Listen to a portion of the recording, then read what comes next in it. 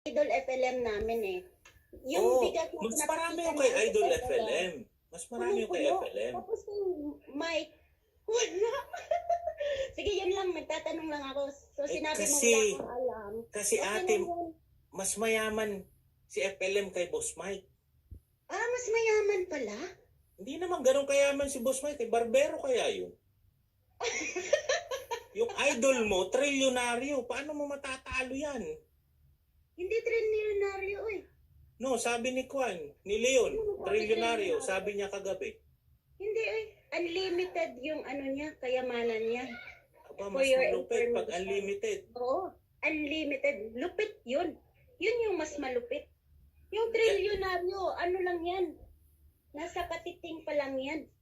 Pero yung unlimited, imagine. Paano mo masasabi na unlimited?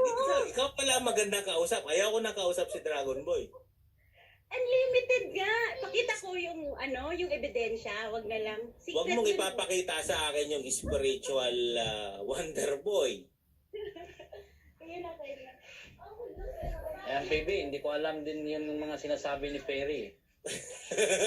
Biglang nilaglag mo yung kapatid mo. Ayun lang nga naman. Pagsabihan mo yan si Perry ha. Uy, ikaw, Ate Perry ha. Saan mo nakukuha yung mga content mo? Oo, unlimited. Hindi ko alam kung saan niya nakuha yung unlimited. Pati si Dragon Boy, nilaglag ka. Mas yun eh, mas grabe pa yun sa trillionaire. Ang trillionaire, mabibilang yun. Yung pag unlimited, talagang hindi mo mabibilang yan. Diba? Kala ko si Leon, nag-joke time kagabi, pambira si